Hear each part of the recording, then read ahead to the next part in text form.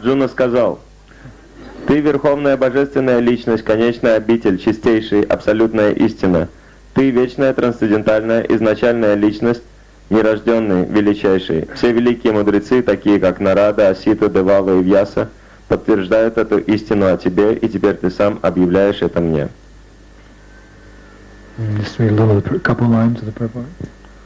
Комментарий Шрилы Прабхупады. В этих двух стихах Всевышний Господь дает возможность современному философу понять отличие Всевышнего от индивидуальной души. Арджуна, услышав 4 наиболее важных стиха в этой главе Бхагавад-гиты, полностью освободился от всех сомнений и принял Кришну как верховную божественную личность. So you have to forgive me, I have a bit of a cold. Вы должны извинить меня, я немного простужен. But at least you can understand the translator. Но, по крайней мере, вы сможете понять переводчика. So this is a very important verse of Bhagavad Gita. Итак, это очень важный стих из Бхагавад-гиты. Of course, each and every verse of Bhagavad Gita is very important. Конечно, каждый стих Бхагавад-гиты очень важен. Why is that? Почему? Because it is perfect, concise knowledge spoken by the Supreme Lord Himself. Потому что это знание является совершенным, и оно рассказано самим Всевышним Господом. It is God, Krishna, speaking directly to human society. Это Господь Кришна, и Он говорит об этом непосредственно всему человеческому обществу. So even in the material world, when an important person speaks, everyone listens. Даже в материальном мире, когда кто-то очень важный говорит, каждый слушает его. Isn't it? Some fool on the street may say something, and people just walk by. Не так ли? Какой-нибудь глупец на улице может сказать что-то, и люди будут проходить мимо.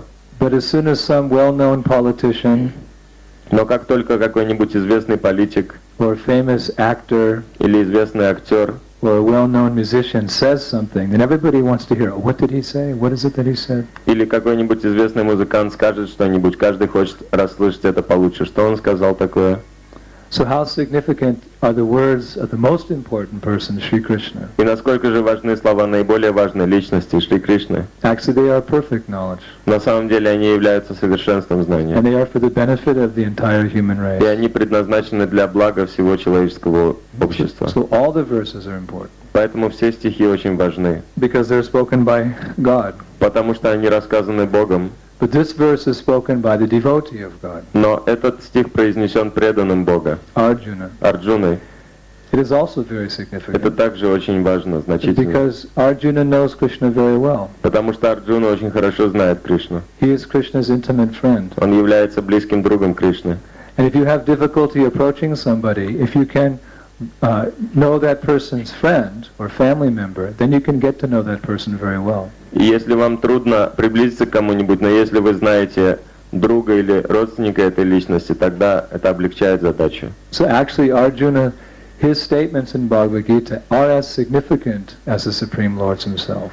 И поэтому утверждения Арджуны Бхагавад-гиты настолько же важны, насколько и утверждения самого Всевышнего Господа. In this verse, Arjuna has accepted Krishna as the Supreme Personality of Godhead. В этом стихе Арджуна принимает Кришну как верховную личность Бога.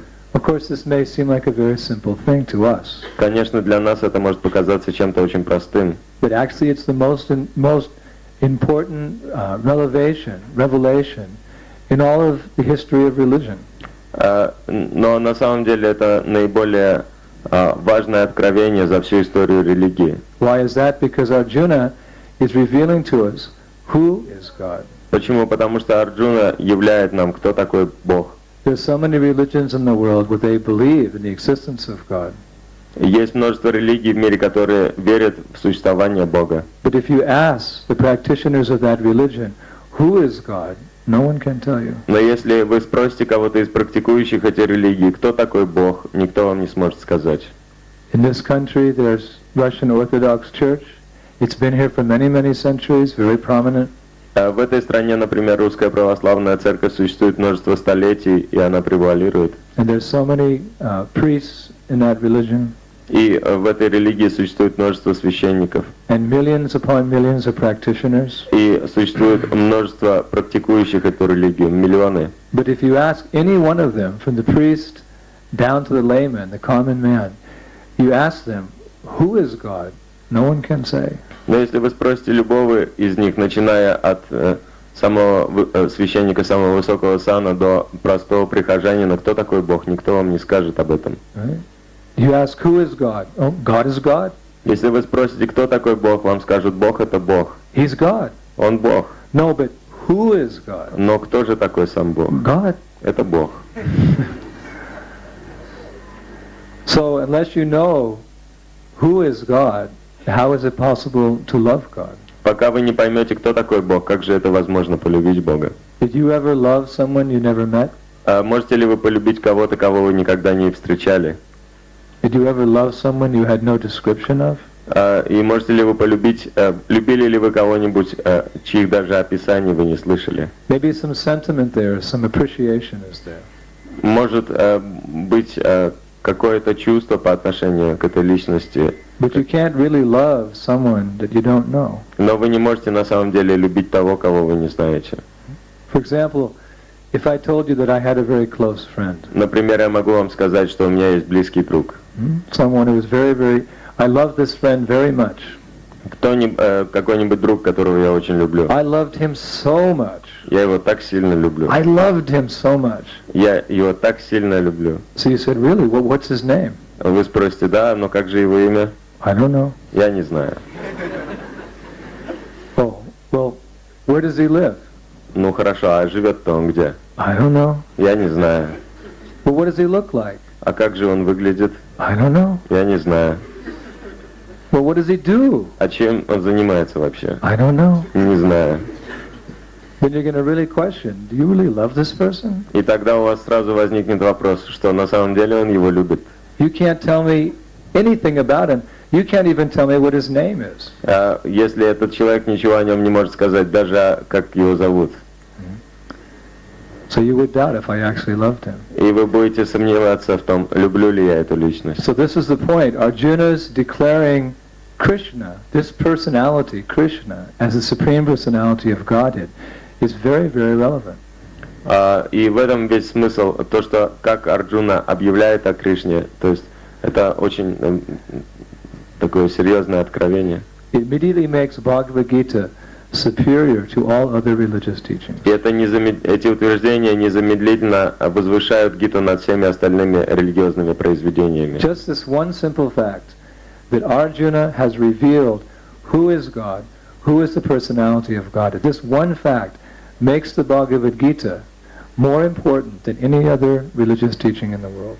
Даже этот простой факт, что Арджуна так проявляет Кришну для всего мира, делает Бхагавад-гиту наиболее важным писанием во всех религиях мира. So this is a very important verse of the Bhagavad Gita. Поэтому это очень важный стих из всей Бхагавад-гиты. The Bhagavad Gita itself is very important because it's spoken by the Lord Himself. И Бхагавад-гита также очень важна, потому что она рассказана самим Богом.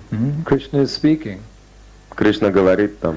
And He is giving us knowledge of Himself. И Он дает нам знания о себе.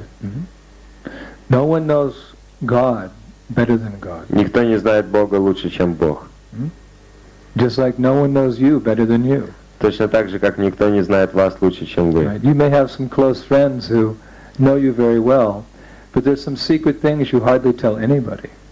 Есть, например, у вас близкие друзья, которые знают вас очень хорошо, но есть некоторые вещи, которые вы очень мало кому рассказываете. Isn't it? Everyone's smiling. Да, все улыбаются. You're the best authority on yourself. В отношении себя вы являетесь лучшим авторитетом. So Bhagavad Gita is perfect knowledge because it's spoken by God and He's speaking about Himself. Бхагавад-гита является совершенством знания, потому что она рассказана Богом, и Бог говорит сам про себя. But just as important that Krishna is the perfect teacher because He's God, is that Arjuna is the perfect student of Bhagavad Gita because he's the devotee of Krishna. И точно так же, как Кришна является совершенным учителем, поскольку он является Богом, также и Арджуна является совершенным учеником, потому что он является преданным Кришне. Bhagavad Gita is very important because it's spoken by God, but also it's very important because it's being heard by his devotee Arjuna. Бхагавад-гита важна, потому что она была рассказана Богом, но также она важна, потому что ее слушал такой преданный, как Арджуна. Krishna is the perfect teacher, and Arjuna is the perfect student. Кришна является совершенным учителем, а Арджуна является совершенным учеником. Two things are necessary to understand perfect knowledge. Для того, чтобы осознать совершенное знание, необходимы две вещи. You have to have a perfect teacher and a perfect student. Должен быть совершенный учитель и совершенный ученик. And what is the analogy that Шрила Прабхупада gives in this regard? Какова же аналогия, которую Шрила Прабхупада проводит в этой связи? He said, in order to conceive a child, the man must be potent and the woman must be fertile. Он говорит, для того, чтобы зачать ребенка, мужчина должен обладать потенцией, и женщина должна быть тоже должна быть обладать потенцией. Sometimes a man and a woman unite in sex life, but there's no conception. Иногда мужчина и женщина воссоединяются в сексуальной жизни, но зачатие не происходит. So why is that? Почему так? Because either the woman is not fertile at that moment, or the man is not potent. Одна из двух причин: или же женщина в этот момент не способна к зачатию, или же мужчина не обладает потенцией. But as soon as the woman is fertile, and the man is potent, then immediately conception takes place. Но когда женщина способна к зачатию, и мужчина обладает потенцией, незамедлительно происходит зачатие. So as soon as the teacher is bona fide, and the student is also bona fide, then conception can take place. In other words, one can realize what is God. И когда учитель авторитетен и ученик авторитетен, то тогда происходит зачатие, то есть начинается понимание того, что такое Бог. So when Krishna appeared 5,000 years ago, one of the three principal reasons that he appeared was to reestablish the principles of religion. Когда Кришна явился 5000 лет назад, одним из основных целей его явления было восстановить религиозные принципы. He wanted to give transcendental knowledge. Он хотел дать трансцендентальное знание. But he didn't want to give it to just anyone. Но он не хотел давать им их любому. Because not everyone could understand it. Потому что не каждый способен понять это. He wanted to plant that bhakti lata bija. He wanted to plant that seed in the heart of his devotee, because he knew that his devotee would realize that knowledge and would disseminate it for the well-being of all human society. Он хотел посадить это семя преданного служения Бхакти Лата Бидж в сердце преданного, потому что он знал, что преданный на самом деле сможет воспринять это семя, и он сможет это преданное служение использовать с пользой для человеческого общества. Now it's interesting to note that Krishna spoke the Bhagavad Gita to Arjuna, who from the external point of view was a Kshatriya. Интересно заметить, что Кришна рассказал Бхагавад-гиту Арджуне, который с внешней точки зрения был кшатрием. Kshatriyas, generally they're interested in, fighting and money and women. В основном кшатрии интересуются в битвах, в деньгах, в женщинах. Whereas the Brahmanas, they're not interested in these things, they're simply interested atato brahma jinasya, in understanding what is the absolute truth. So they discuss this subject matter back and forth. What is God? How to achieve God? What is the yajna? What is the practice? В то же самое время брахманы, например, они не интересуются ни деньгами, ни женщинами, они интересуются только абсолютной истиной. Они обсуждают веды, обсуждают яги, обсуждают различные виды религиозной практики. Kshatriyas are usually busy planning a fight or fighting. А кшатрии обычно заняты в том, что они планируют сражение или сражаются. Actually, that's their duty. That's their religious duty. На самом деле это является их религиозной обязанностью. To protect the innocent members of society. Защищать невинных членов общества. Who are the innocent members of society? Defenseless members of society. Кто же такие невинные члены общества, нуждающиеся в защите? Children. Это дети. Women. Женщины. Old men. Старики. Cows. Коровы. Brahmanas. Брахманы. These are defenseless creatures. Это беззащитные существа. And because there's always a demoniac element present in society, the Kshatriyas, the righteous Kshatriyas, they have to protect the innocent people.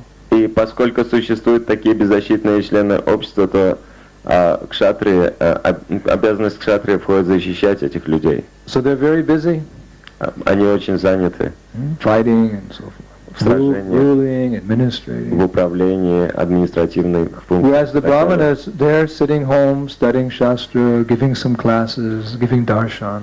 В то время как брахманы сидят дома, изучают шастры, дают даршаны, классы.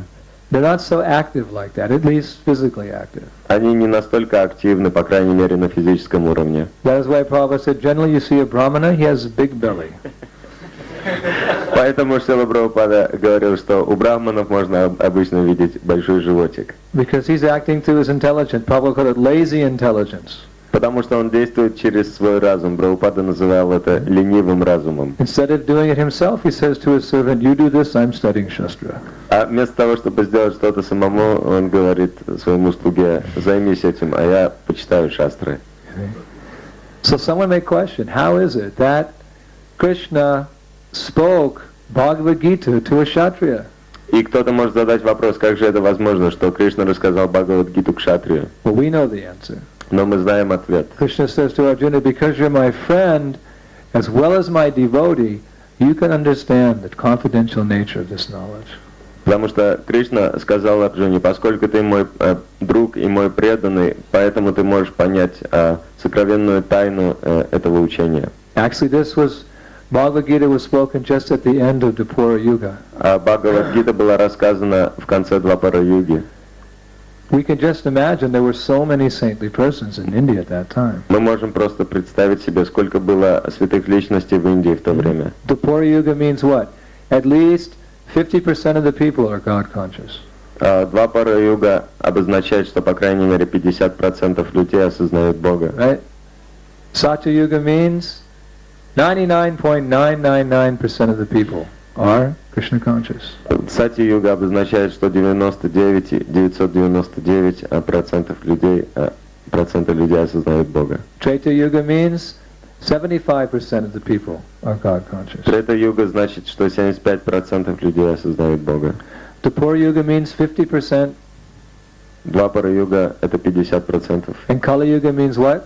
А Кали-юга 25% gradually decreasing. это 25%, которые постепенно уменьшаются. Actually, Kali Yuga lasts 428,000 years. На самом деле Кали-юга продолжается 420 тысяч And we лет. have only passed 5,000 years. А прошло всего лишь 5000 лет. And you can see how irreligious people are even now. И вы можете видеть, насколько нерелигиозные люди уже сейчас. Someone gave me an article from a prominent magazine. Кто-то дал мне почитать статью из очень известного журнала. Big magazine, English magazine. Это очень известный английский журнал. And the whole subject matter of this article is how so many priests in the Christian tradition no longer believe that God is a person. И эта статья рассматривала, как столько много священников христиан не верят в то, что Бог это личность. In the Anglican Church, I think something like 10% of the priests no longer believe that God is a person, but He's a force.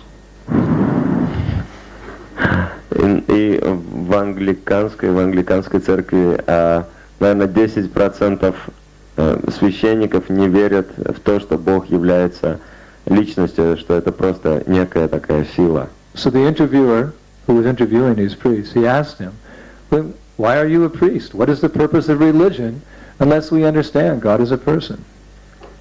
И тот, кто брал интервью, он спрашивал этих священников, тогда в чем цель религии, если вы даже не верите в то, что Бог это личность? So the priests, their answer was, well, religion teaches morality. И ответ священников был таков, что религия учит морали. And without morality, without being good to others, there's no meaning to human society. А без морали в обществе, без того, чтобы делать что-то хорошее для других, нет никакого смысла в человеческом обществе. So their conclusion that religion is only good because it teaches moral values. И их заключение было таково, что религия хороша, потому что она учит моральным But ценностям. it has nothing to do with God. Но с Богом это не имеет ничего общего. God is simply a figment of our imagination. А Бог это просто игра нашего воображения. So you see, we're 5,000 years into Kali Yuga, and even the spiritual teachers of human society no longer believe in the personality of Godhead. Как видите, всего лишь 5000 лет прошло с начала Кали-юги, и даже учителя религии в обществе не верят в личность Бога. What hope is there for the people? Какова же надежда для остальных людей? The only hope is the International Society for Krishna Consciousness. Единственная надежда — это Международное общество сознания Кришны. Because everyone in this movement, they accept the existence of God. Not only that, but we know who is the personality of Godhead, Shri Krishna. Потому что каждый в этом обществе не только принимает существование Бога, но также и знает, кто такой Всевышний Господь Шри Кришна. So my point was that Krishna spoke Bhagavad Gita at the end of the Pura Yuga.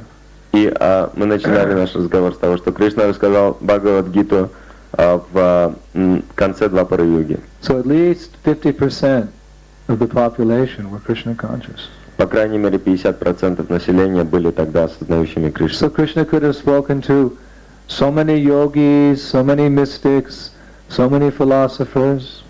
Кришна мог рассказать Бхагавад-гиту стольким многим мистикам, йогам, философам. But he spoke to Arjuna. Но он рассказал и Арджуне. Because Arjuna was his devotee. Потому что Арджуна был его другом. Now what is the qualification of a devotee for understanding Bhagavad Gita? И каковы же качества преданного для понимания Бхагавад-гиты? Primarily that he has no interest in material life. В основном это то, что у него нет интереса к материальной жизни. For as long as one has material desires, as long as one is interested in sense gratification, it's not possible to understand God. До тех пор, пока у человека есть материальное желание, он интересуется чувственными наслаждениями, для него невозможно осознать Бога. If one wants to understand God, one has to simultaneously make a serious effort to give up his attachments to this material world. Если кто-то хочет серьезно осознать Бога, он должен совершить очень большие усилия к тому, чтобы покончить с привязанностями к материальному миру. Because Prabhupada said, sense gratification and devotional service, they don't go well together. Потому что Шрила Прабхупада говорил, что чувственное наслаждение и преданное служение не сочетаются вместе. Just like a person who's trying to become healthy. Например, кто-то, кто хочет стать здоровым. Let's say a person has become ill because of overeating. Например, кто-то заболел из-за переедания. So part of the process of becoming healthy is to regulate his eating. И часть процесса выздоровления — это отрегулировать питание. If a person has a problem because he eats too much, then the solution is to regulate your eating. Если проблема болезни в том, что человек слишком много ест, решение этой проблемы — это отрегулировать питание. So one who wants to understand God simultaneously has to give up his interest in material life. И тот, кто хочет осознать Бога, одновременно должен отказаться от своего интереса в материальной жизни. One of Bhaktisiddhanta Saraswati's favorite stories was the wedding party. Одна из самых известных историй, которые рассказывал Бхактисиданта Сарасвати, это история об одной свадьбе. Most of you know that story. Большинство из вас знает эту историю. The Prabhupada said repetition of something is necessary to understand the fact. Но Прабхупада говорил, что повторение очень важно для того, чтобы для понимания. Bhaktisiddhanta Saraswati told, he said once there was a wedding. Бхактисиданта Сарасвати сказал, что однажды была свадебная группа. In one village. Свадьба в одной деревне. So after the wedding, the newlywed couple and their family members, they were going from this village back to their village. They had to cross the river. И после свадьбы молодожены вместе со всеми сопровождающими отправились в другую деревню. Они должны были пересечь реку на пути. So it was getting to be evening time. И уже, то есть, наступил вечер. So they came to the edge of the river, and there was a boatman, and they asked the boatman, "Please, you row us across to the other side." И когда они подошли к берегу реки, там был лодочник, и они попросили его перевести их на другой берег. So the boatman said, "Yes, no problem. Get in my boat." И лодочник сказал: "Да, нет проблем, садитесь в мою лодку." So they got in the boat, and as soon as they got in the boat, the boatman started to row. И как только они сели в лодку, лодочник сразу начал грести. So you know how some devotees are as soon as they get in a car? И как некоторые преданные, которые садятся в машину и засыпают. Do you know any devotees like that? Знаете вы таких преданных, да? As soon as they get in a moving vehicle, doesn't matter what time of day it is. Как только они попадают в какой-то движущийся механизм, независимо от времени дня, они засыпают. I know one devotee, his name is Shri Das. Одного преданного я знаю, это Шри Прохлад Дас. As soon as he gets in a car. Как только он попадает в машину. So as soon as these people got in the boat, as soon as he started to row, И как только эти люди залезли в лодку, и лодочник начал грести, они друг за другом заснули. So they woke up many hours later. Actually, the sun started to rise. They slept the whole night. И они проснулись через долгое время, то есть уже солнце начало всходить, они всю ночь проспали. They woke up and lo and behold, they're in the same place. И когда они проснулись, что же они увидели, что они находятся на том же самом месте. And the boatman, his eyes are closed. He's rowing. А лодочник с закрытыми глазами изо всех сил греб. Boy, it's taking a long time to get there. Да, что-то долго, не можем доехать до места. Rowing. Stupid boatman. Тупой лодочник. So then one of the people in the boat, he said, "Hey, boatman, what's going on? We're still in the same place." И эти люди в лодке, они сказали: «Эй, лодочник, что такое происходит? Мы же до сих пор на том же месте». So the boatman said, "Oh, I don't know why, gee." А этот лодочник сказал: «О, почему это? Я ничего не понимаю». So one of the more intelligent people in the boat, boatman, look, you haven't pulled up the anchor. Your anchor's still in the mud. We're still in the same place because you didn't bring the anchor up. So therefore, all your rowing, not going anywhere.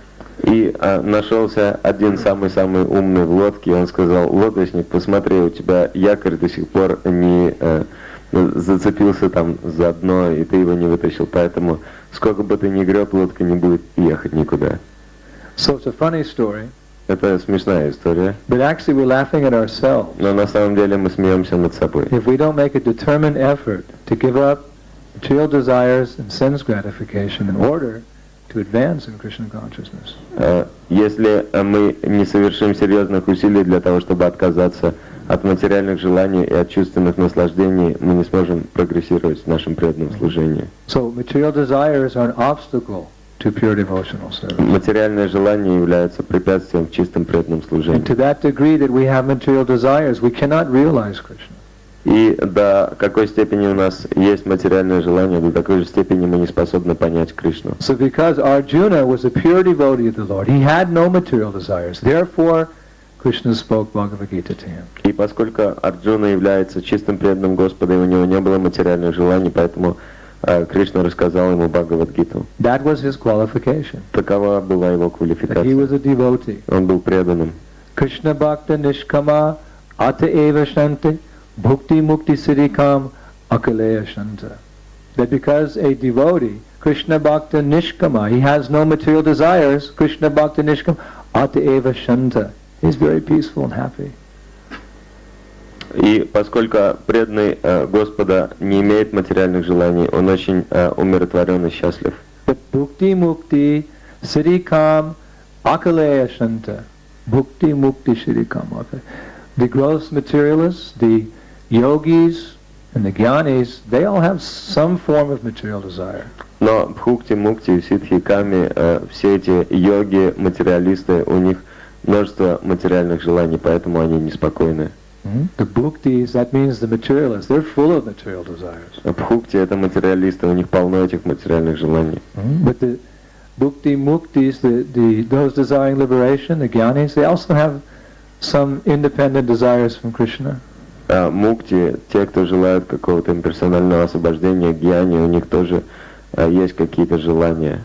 They don't want to serve Krishna, they want to be Krishna. Они хотят быть Кришной, они не хотят служить Кришне. And the yogis, they also have material desires. У йогов также есть материальные желания. They're actually like little children. Они подобны маленьким детям. What do children want to do? Что хотят делать дети? They want to play Они хотят играться with their toys. со своими игрушками. So the yogis, with all due respect, the yogis, they want to play with the material energy.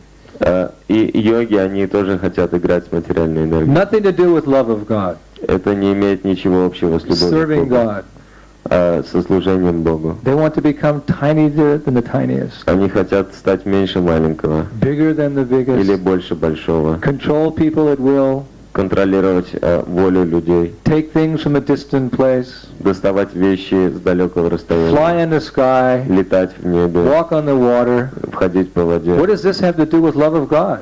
Что это имеет общего с любовью к Богу? It's child's play. Это всего лишь детские игрушки. They want to play with the material energy. They're fascinated by the material energy.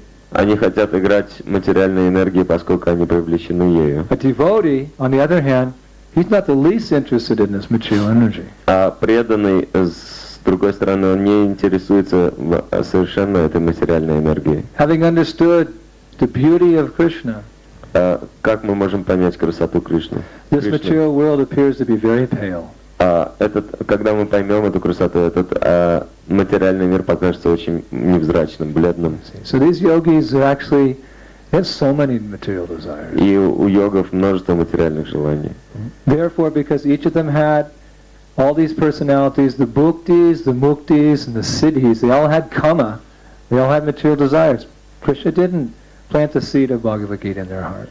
И поскольку у всех этих личностей, бхукти, мукти и ситхи, есть кама, вожделение, поэтому Кришна не посадил семя бхакти в их сердце. Therefore he spoke to Arjuna. Поэтому он рассказал его Арджуне. Because Arjuna was his devotee.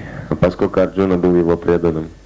Just like you, if you have a very confidential secret, you don't just tell anyone, you tell your friend, because you know your friend will not misuse that secret. Например, если вы знаете какую-то тайну, вы не будете рассказывать ее, кому попало, вы расскажете только самому близкому другу, потому что вы будете знать, что этот друг не использует то, что вы сказали, во вред.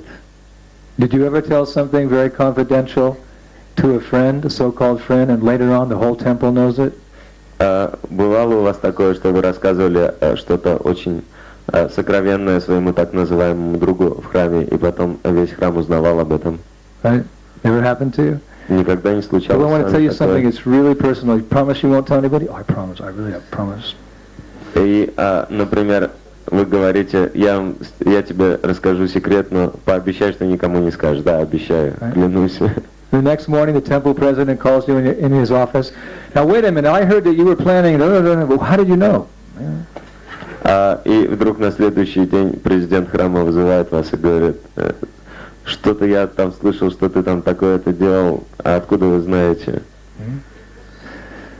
So you only share those things with the persons whom you really trust. They won't use that knowledge against you, but they'll use that knowledge for you. Вы будете делиться чем-то сокровенным с теми, кому вы действительно доверяете, кто не будет использовать эти знания против вас, но будут использовать только для вашего блага. So Krishna spoke Bhagavad Gita to Arjuna because he knew that Arjuna, he wouldn't change the message for his own purpose. И Кришна рассказал это послание Арджуне, потому что он знал, что Арджуна не будет использовать это послание для корыстных целей. He would present Bhagavad Gita as it is. Он будет представлять Бхагавад-гиту, как она есть. No personal motivation. He would just repeat Krishna's words as he heard them. Без всяких личных мотивов он будет просто рассказывать, повторять слова Кришны так, как он их слышал сам. Now, how many times have people taken Bhagavad Gita, interpreted it according to their own misunderstanding, И сколько and случалось, published that book for the people? сколько случалось так, что люди брали знания Бхагавад-гиты и искажали их в собственных интересах и опубликовывали эти свои спекуляции. When Шрила Прабхупада first came to America, one lady asked him to recommend one of the 700 editions of Bhagavad Gita that were present at that time.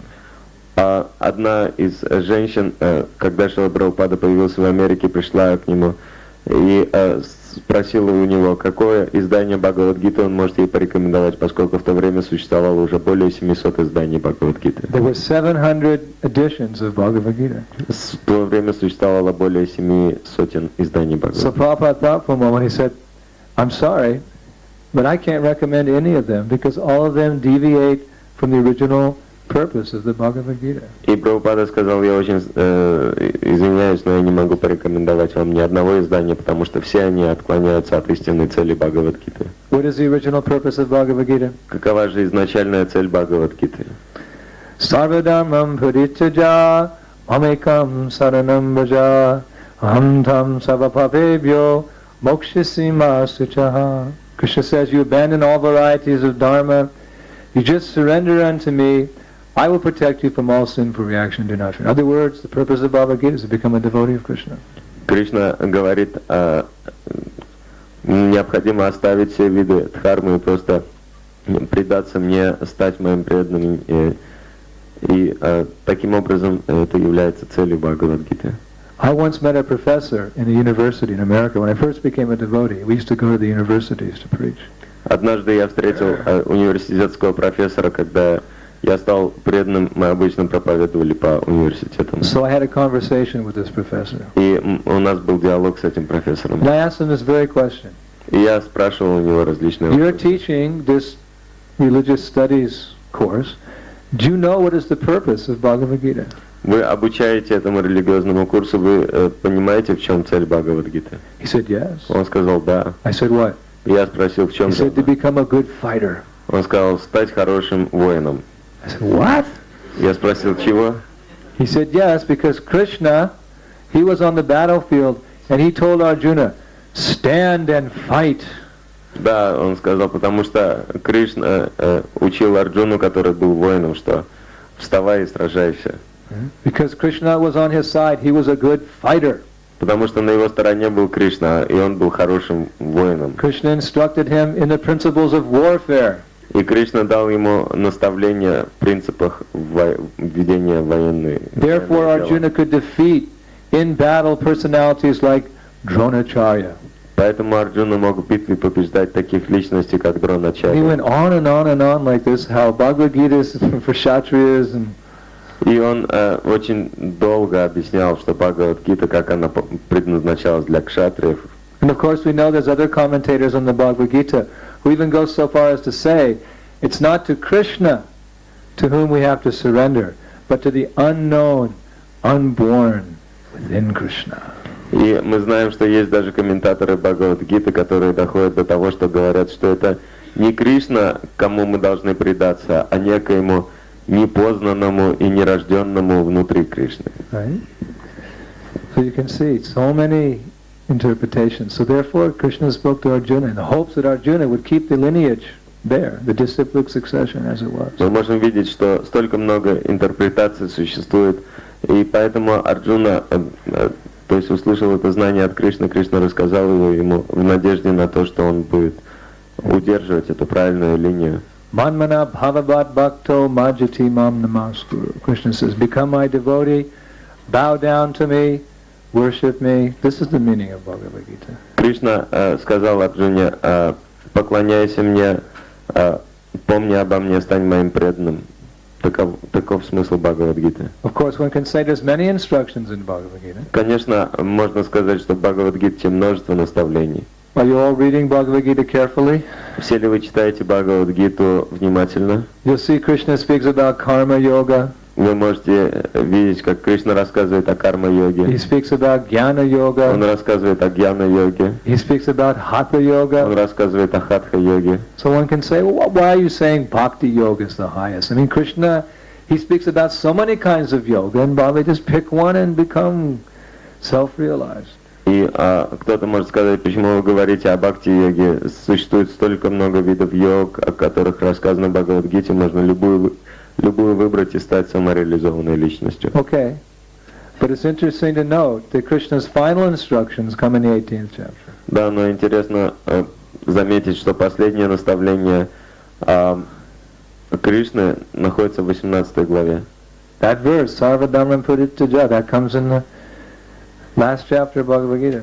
Этот стих Сарвадхарма Паритяджа появляется в последней главе Бхагавад-гиты. 1864, 65, 66, towards the very end of that chapter. 1866, почти в конце главы. So Prabhupada said when many instructions are given, the last instruction is to be taken as the most important. И Шрила Прабхупада говорил, что из всех наставлений последнее должно приниматься как самое важное. Right? Someone gives you several instructions, then the last instruction is the most important. Если кто-то дает вам несколько наставлений, то вы должны понять, что последнее наиболее важно. So we understand that by instructing Arjuna and thus human society in karma yoga, jnana yoga, hatha yoga, Krishna was actually trying to bring people to the point of bhakti yoga. То есть, если мы слышим, как Кришна наставляет человеческое общество через Арджуну в карма-йоге, хатха-йоге, гьяна-йоге, это всего лишь делается с целью возвысить человечество на уровень бхакти-йоги. To to the point of love of God. До уровня любви к Богу. So Krishna is very kind. He's teaching us personally the process of loving Him. Итак, Кришна очень добрый, потому что Он непосредственно обучает нас процессу любви. Unfortunately, some people don't, even when translating Bhagavad Gita, they don't accept Krishna as God. К несчастью, некоторые люди, даже переводя Бхагавад-гиту, не принимают Кришну как Бога. But if you don't accept Krishna as God, then what meaning does Bhagavad Gita have? Но если вы не принимаете Кришну как Бога, какой же смысл в Бхагавад-гите? It has no meaning. В ней нет вообще смысла. Because God is perfect and God's words are also perfect. Потому что Бог совершенен, и слова Бога также совершенны. Even anyone within this world, he has 4 defects. У любой личности в этом мире есть 4 недостатка. He may be a very, very great person, but still, to one degree or another, he has 4 defects. Кто-то может быть очень великой личностью, но так или иначе до определенной степени у него есть 4 недостатка. He has imperfect senses. Это несовершенные чувства. He makes mistakes. Человек совершает ошибки. He comes under illusion. Попадает под влияние иллюзии. And he has the propensity to cheat. И у него есть склонность к обману. For Brahma, down to the insignificant ant. Начиная от Брахмы, кончая незначительным муравьем. Of course, our Brahma, he's a pure devotee. Конечно, наш Брахма является чистым преданным. But Brahma is not always a pure devotee. Но Брахма не всегда чистый преданный. On the contrary, Shrila Prabhupada said that when one falls from the spiritual world, the first birth he takes is Lord Brahma. That's where you start from. Шрила Прабхупада, например, говорит, что когда личность падает с духовного мира, первое рождение, которое она принимает, это Брахма, это самое начало, то, с чего вы начинаете. So we offer our most humble obeisances to our Lord Brahma. He's the head of our disciplic succession. Мы, конечно, предлагаем наши наиболее смиренные поклоны нашему Господу Брахму в нашей Вселенной, потому что Он глава нашей ученической преемственности. But all the other Brahmas in the other universes, we have to think first if we are to offer our obeisances. Но насчет остальных Брахм, других вселенных, мы должны подумать, предлагать им поклоны или нет. Bhaktivinoda Thakur speaks about a non-devotee Brahma. Бхактивинод Тхакур говорит о непреданных Брахмах. He says, I would rather take birth in the house of a Vaishnava as an ant than to take the exalted birth of a non-devotee Brahma. Он, например, говорит, что лучше я приму рождение как муравей в доме преданного, чем рожусь непреданным Брахмой. The idea is that even the most exalted position in this material world is, in and of itself, a fallen position. То есть даже самое возвышенное положение в материальном мире может быть само по себе очень падшим. When you go to the jail, you see there's different classes of prisoners. Если вы отправитесь в тюрьму, вы увидите различного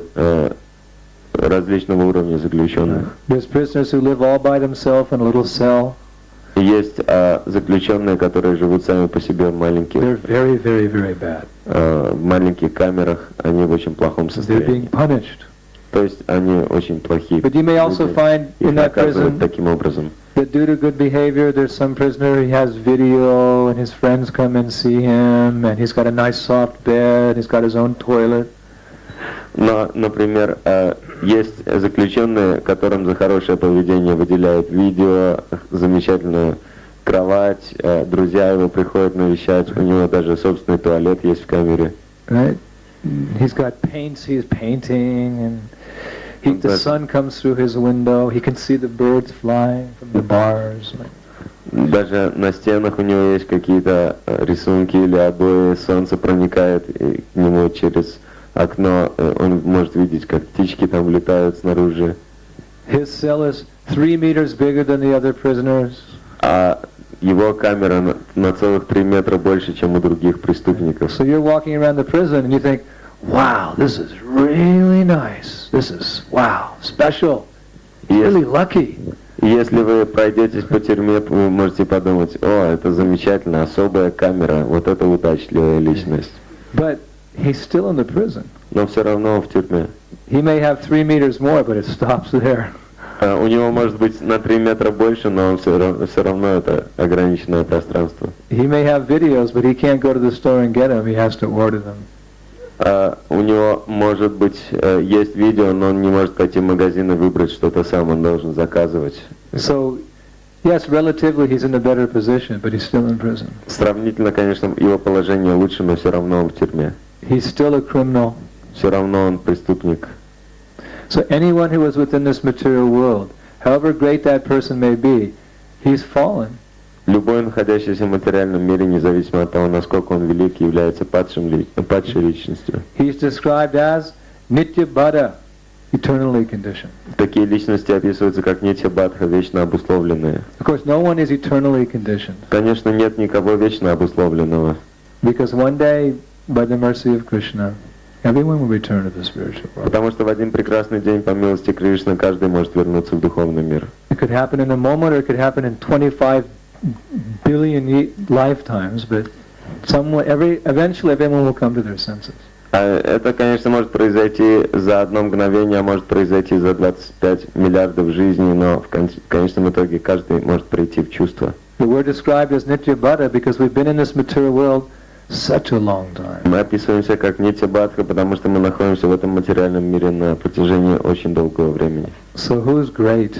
И кто же является великим? Actually, everyone's a fool. На самом деле каждый является глупцом. Even to take birth as Brahma means a fool. Даже если кто-то рождается как Брахма, все равно он глупец. Because Brahma has to take birth, he has to go get disease, he has to go old. Потому что Брахма, он рождается, он вынужден болеть, стареть. Actually, our Lord Brahma, he's an old man now. На самом деле наш Брахма уже старик. Yes, our Brahma. You look at a picture of him. Можете посмотреть на его Getting изображение. old. Уже старый. And one day Brahma also has to die. И в один день Брахме также придется умереть. So such a person who is bewildered by the material energy, who has fallen from grace, such a person cannot give perfect knowledge. Поэтому такая личность, сбита с толку материальной энергии, она не может осознать совершенного знания. Can I continue or do I have to stop? Могу я продолжать или надо прекратить? You can continue. Okay, I'll continue a little. Тогда я немного продолжу. Hare Krishna. Shishi Gauranitai Ki. It's been 1 year, so I have a lot of things to say. Меня не было целый год, поэтому мне надо много что сказать. So, Jai Shishi Gauranitai Ki. Shrila Prabhupada Ki.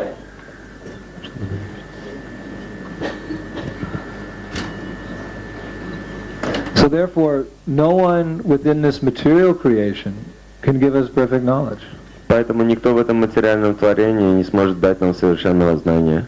No one. Ни один. No one. Никто.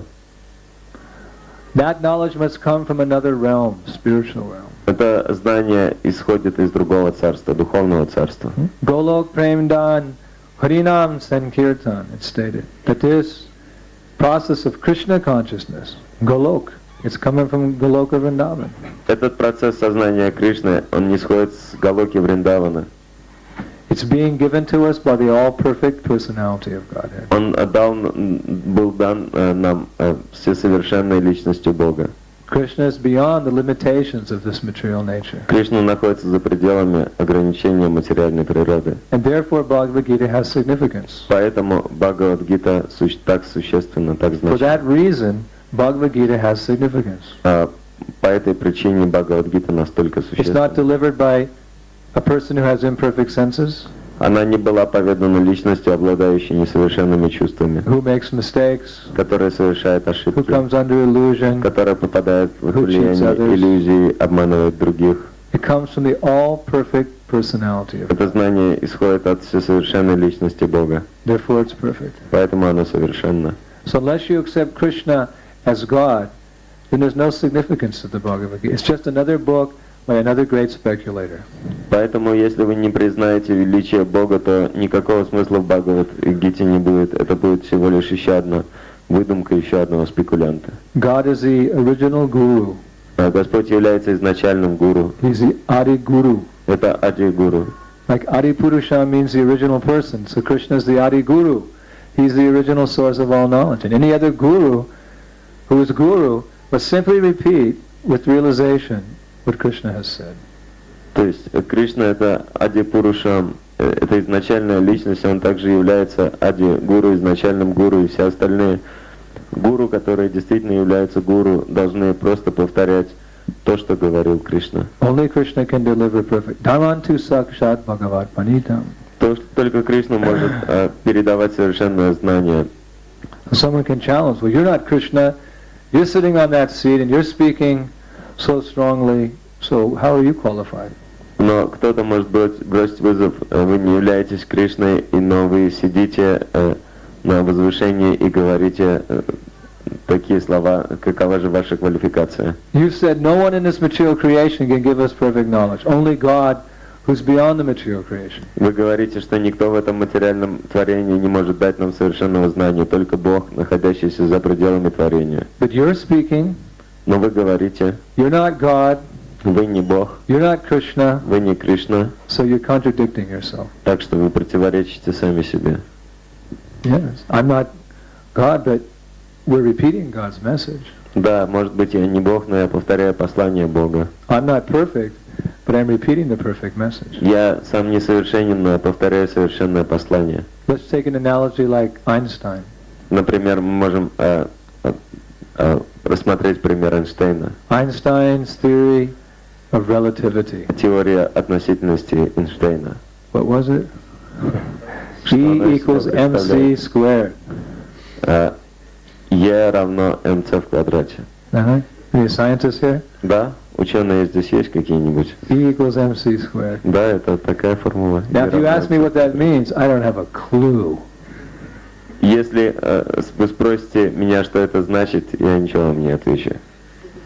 E equals mc squared. You square the e, the m. E равно mc в квадрате. Вы что, из mc делаете какой-то квадрат или что там? E equals mc squared. Что это Got a значит? clue. Ничего не понимаю. But if I repeat that scientific equation, even though I'm imperfectly realized, does that diminish the relevance of that equation? Does it diminish the truth, relative truth of that equation? Но если я просто повторяю эту формулу, несмотря даже на то, что я ничего не понимаю, уменьшает ли это ценность этой формулы, относительную ценность этой формулы? Does that mean it becomes less true? Значит ли это, что эта истина стала меньшей истиной? Because a layman, an unscientific person like me says, E equals mc squared. Does that mean it's less true because I said it? Значит ли это, что это стало меньшей истиной только потому, что такой неквалифицированный в науке человек, как я, сказал, что E равно mc в квадрате? No. Нет. It's just as true. Это такая же истина. So our qualification as devotees is that we're simply repeating the perfect knowledge of Krishna. Поэтому наша квалификация как преданных в том, что мы просто повторяем послание Кришны. As long as we don't add anything, as long as we don't subtract anything, that message remains very powerful. И до тех пор, пока вы ничего не прибавляете, ничего не отнимаете, это послание остается очень могущественным. Is it less powerful because I say chant Hare Krishna, then Krishna says chant Hare Krishna? Стало ли это менее могущественным из-за того, что я сказал повторяйте Харе Кришна, а не сам Кришна сказал повторяйте Харе Of course, I Кришна? imagine if Krishna appeared before you, said chant Hare Krishna, you become Krishna conscious. Конечно, я могу представить себе, что если сам Кришна или чистый преданный Кришна скажет вам, что повторяйте Харе Кришна, вы сразу станете осознающими Кришну, была бы у нас такая удача. But still the potency is there. Но все равно это могущество присутствует. Just like a doctor, he gives medicine. Например, врач, он может дать лекарство. You don't have to understand how the medicine is working. It's going to work no matter what because it's authorized. Нет необходимости понимать, как действует это лекарство, оно будет действовать, потому что оно авторитетно. So as devotees, we're qualified by Srila Prabhupada's mercy to teach Bhagavad Gita because we haven't changed anything. И как преданные мы обладаем квалификацией, и мы можем авторитетно учить Бхагавад-гите, если мы ничего не меняем в ней. And even we repeat these same points over and over and over again. We never tire of hearing them. И даже если мы повторяем одни и те же моменты снова и снова, мы никогда не устаем слышать о них. Right? So many people have sat here on this asana and made the same points that I'm making this evening. Again and again you've heard these points. This is basic ABC Bhagavad Gita. Не так ли это, что столько людей сидело до меня на этой асане и говорило то же самое, что и я, и вы слышите это снова и снова, это азбука Бхагавад Гиты, самые простые вещи, они столько раз были повторены. We never tired of hearing this? Но мы никогда не устаем слышать об этом. Right? It stimulates our intelligence. Не так ли это, наоборот, стимулирует наш разум Brings us closer to Krishna. и подводит нас ближе к Кришне? And if we're attentive, then we'll find it sweeter each time. И если мы будем внимательны, мы будем находить это послание с каждым разом все более приятным. Just like Sukadeva Goswami, he repeated to Maharaj Parikshit what he heard from Sutta Goswami. Как, например, Шукадева Госвами, он говорил Сути Госвами то, что он слышал от Махараджи Парикшита. And he became enlightened. He became enlightened. Shukadeva. Шукадева Госвами, он повторял то, что он слышал от своего отца Махараджи Парикшиту, это повторял Сута Госвами, и они все больше и больше вдохновлялись. Each time it became sweeter. И с каждым разом это становилось все That's where he gets his приятнее. name. Shukadeva. Shuka means parrot. Шукадева, например, Шука это попугай. So parrot is always repeating. А попугай всегда повторяет. You say to them, yeah, hello, how are you? Hello, how are you? Вы можете ему сказать: привет, как дела? И он тоже повторит: привет, как дела? How are you doing? How are you doing? Как поживаешь? Как поживаешь? Actually, there's a parrot in Christ Church. The devotees, they have a, what do they call him? Cockatoo. He's a cockatoo. He's a bird, a white parrot like this big. У преданных в городе Крайстчерче есть попугай какаду, белый какаду вот такой величины. He's been with the devotees 10 years, Он уже 12 years. с преданными 10, может даже 12 лет живет. Big white bird. Вот такая большая белая птичка. So the first time I visited the temple, they keep him right in the reception. Я первый раз появился в этом храме, они его держат там в приемной. So I walked in, I was walking in alone, and this bird saw me. И когда я вошел один, и эта птица увидела меня. He went, Hare Krishna, Prabhu. И она сказала... I looked around, I couldn't find anybody. Я посмотрел вокруг, никого не увидел. Hi, Hare Krishna, Prabhu. All glory to Srila Prabhupada. Вся слава Шриле Прабхупаде. Sri Krishna Chaitanya Prabhu Nityananda Shri Advaita Gadadhar. That's as far as he got. Это только до этих пор она выучила Панчтаттву Махамантру. Then Hare Krishna, Krishna Krishna, Hare Hare, Hare Ram, Ram Ram, Hare Hare Bol Prabhu.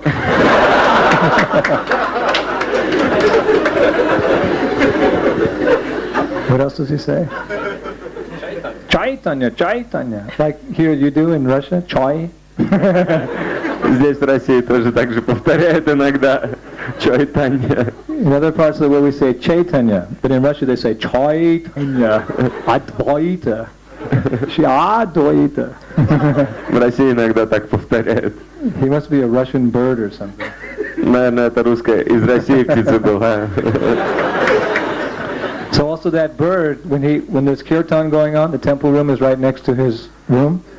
When there's a big kirtan going on, he jumps and his feather, he's going like this. Hare Krishna, Hare Krishna. И, значит, храмовая комната находится недалеко от той комнаты, где эта птица находится, и она слышит все киртаны, и когда киртан идет, она подпрыгивает, все перья у нее шевелятся, и она поет Харе Кришна, Харе Кришна. So the benefit is there. Так что благо она получает. He's just an ignorant bird, but he's chanting Hare Krishna. Несмотря на то, что это невежественная птица, но она повторяет Харе Кришна. And even the devotees of the Lord are attracted to hear a bird chant Hare Krishna, Hare Krishna. И даже преданные Господа привлекаются тем, что слышат, как эта птица воспевает Харе Кришна. I used to make it a point every day I'd go down. I couldn't believe it. Every day I'd go down and I'd say Hare Krishna. He'd start chanting.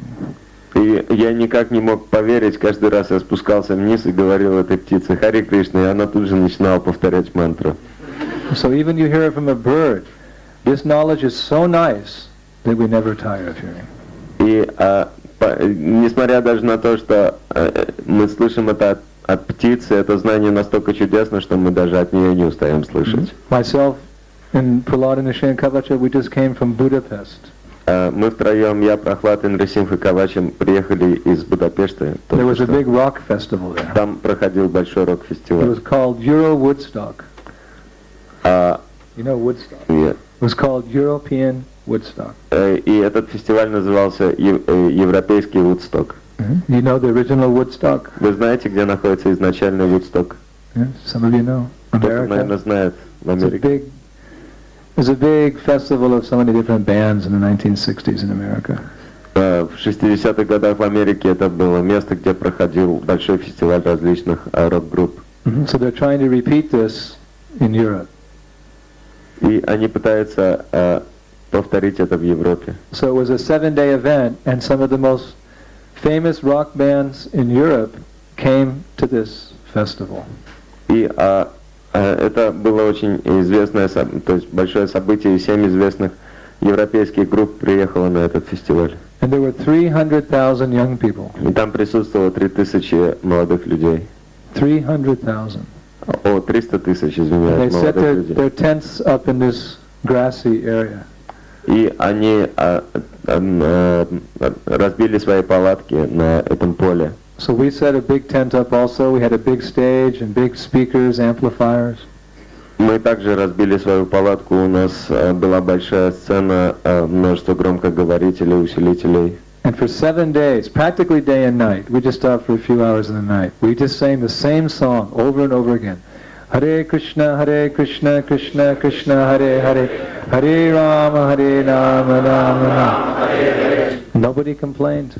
И 7 дней подряд мы пели одну и ту же песенку, состоявшую из Хари Кришна мантры, и никто почему-то не жаловался. We used to get hundreds and hundreds of young people chanting and dancing with us. И обычно многие сотни молодых людей пели и танцевали вместе с нами. So I would tell them that you're not tiring of chanting Hare Krishna. Why?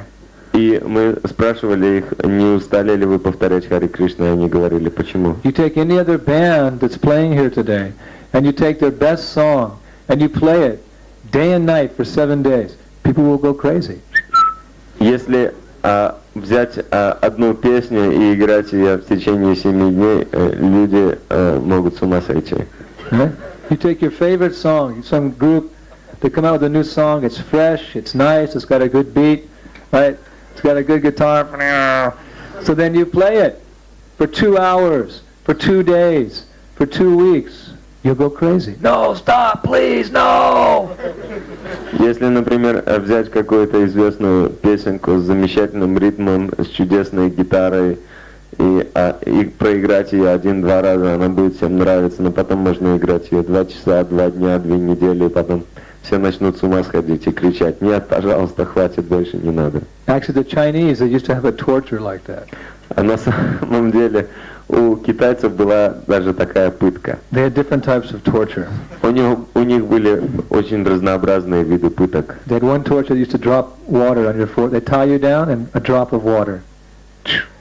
Одна из пыток была капать завязанному человеку воду на лоб по капле. So after a few days, Через несколько дней он уже с ума but they сходил. had another torture. Over the loudspeakers in the room you were confined to, they'd play the same song again and again and again and again, and people would go crazy. И потом еще одна пытка была. Вас в комнате запирали и играли одну и ту же песенку снова, и снова, пока человек полностью не сходил с ума. Right? But if they had it played Hare Krishna, Krishna Krishna, then finally they'd open the door, you'd have a pure devotee walking out. Но если, например, человека запереть в комнату и играть постоянно Хари Кришна мантру, то можно через некоторое время открыть эту комнату, и оттуда появятся чистые преданные. Харибол! So what is the difference between all these other songs and this one song, Hare Krishna? Какова же разница между другими песенками и вот этой песней Хари Кришна? Namachintamane Krishna's Chaitanya Rasa Vigraha. His name is not different than Krishna. Имя Кришны и сам Кришна не отличаются друг от друга. It is not different than that. As the Lord is full of all transcendental opulences, so is his name. Как сам Господь полон трансцендентных достоинств, также его имя полно этих достоинств. When you chant, you become full of beauty, Когда вы воспеваете, вы переполняетесь full of knowledge, красотой, переполняетесь full of знанием, strength, силой, full of renunciation. переполняетесь отречением. It's ever fresh. Оно всегда свежо. So we can hear this subject of Bhagavad Gita again and again. We can hear Krishna's name again and again. We can take the same food again and again, prasadam, and we never get tired. Поэтому мы можем слушать эту же самую Хари Кришна мантру, эту же самую философию снова и снова, и принимать ту же пищу снова и снова, и мы никогда не устаем. But rather it becomes more attractive. Но напротив, это становится для нас более привлекательным. Therefore Krishna consciousness is exciting at every step. Поэтому сознание Кришны, оно поразительно на каждом шагу. Whereas material life is very boring, it's dull, stale, the same thing over and over again. But Krishna consciousness is exciting because it's ever fresh. То есть оно привлекает в то время, как материальное, что-то материальное, оно утомляет и надоедает очень быстро. So we don't have to change the message to make it attractive. Поэтому нет смысла, нет необходимости менять это послание для того, чтобы сделать его более привлекательным. People who don't know the science of Krishna consciousness, they feel they have to add something or take something away to make it attractive. No, you present it as it is, it's perfectly attractive. Люди, которые не знают послания сознания Кришны, они думают, что необходимо что-то прибавить или что-то отнять от него, чтобы привлечь внимание. На самом деле, если представлять это послание, как оно есть, оно будет привлекать больше всего. Srimad Bhagavad Gita as it is, key. Шримад Бхагавад Гита, как оно есть, ки джай. Как оно есть, key. Shri Shri Gaur Nitai key. Srila Prabhupada key. Gaur Premanandi. So, are there any questions? Может, есть какие-то вопросы? What time do we have to leave? Huh? What time do we have to leave? Maybe 10 o'clock. Oh, okay. Maybe 9:30.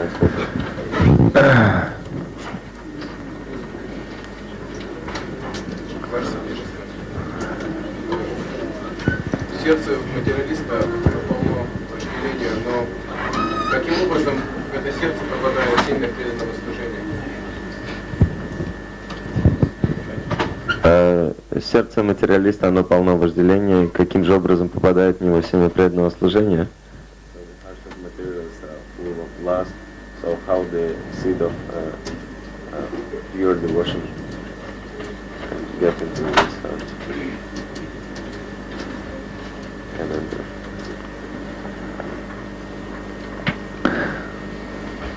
There has to be some interest in Krishna consciousness. Должен быть какой-то интерес в сознании Кришны. Something has to be there. Что-то там уже должно быть. Prabhupada gives another analogy. Прабхупада дает еще одну аналогию. It's just like the fire, sometimes the wood, it crackles and sparks come out.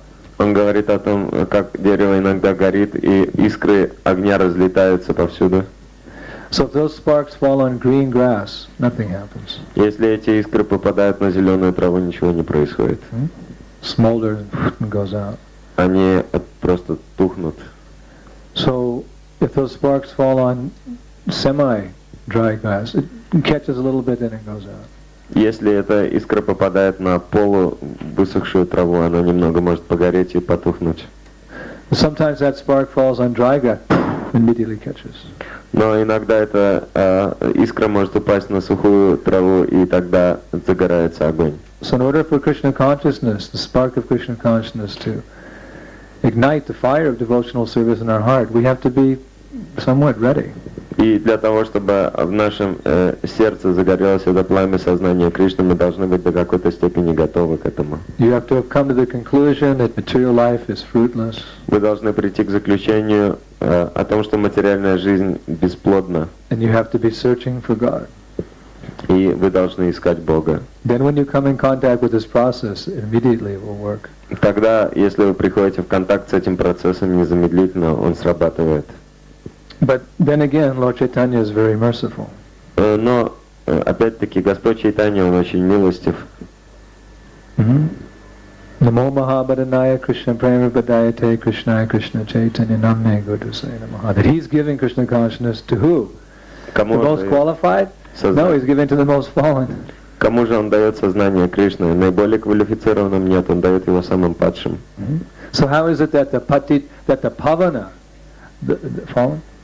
That the Pavana, the most fallen, how is it that they receive Krishna consciousness and begin to practice? А как же это получается, что наиболее падшие, патиты воспринимают сознание Кришны и начинают практиковать его? That is by the mercy of a devotee. Это происходит по милости преданного. I'll tell you a story. Я могу рассказать вам историю. One of my godbrothers, his name was Greg Titan. Один из моих братьев в Боге, его имя было Великий Титан. Greg Titan, he was a university student. Он был студентом в университете.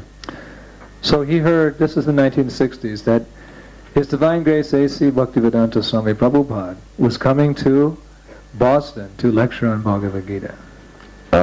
И он услышал, это было в 60-х годах, что Бхактивиданта Свами Шрила Прабхупада дает лекции в университете, приезжает. So, out of curiosity only he went. И только лишь из любопытства он отправился на лекцию. And at the end of the lecture, Prabhupada asked for questions. И в конце лекции Прабхупада спросил, есть ли вопросы. And just out of curiosity, not any real sincere desire to become God conscious, but just out of curiosity, Greg Titan, he asked Prabhupada a question. И просто лишь из любопытства, не имея никакого истинного желания стать осознающим Бога человеком, этот Великий Титан спросил у Прабхупады вопрос, задал Прабхупаде вопрос. He got an answer. Получил ответ. And the program was over. Программа закончилась. He went home. Он пошел домой. But gradually he found himself almost inexplicably becoming interested, these are big words, inexplicably becoming interested in Krishna consciousness. И когда он вернулся домой, он почувствовал, что необъяснимым образом его начало интересовать сознание Кришны. And suddenly he found himself joining the Krishna conscious movement. И неожиданно он обнаружил, что он уже присоединился к движению. He was surprised himself. Он был сам удивлен. Joining Hare Krishna. Ой, я уже в Харе Кришна. So next time Prabhupada visited Boston, he saw this Greg Titan.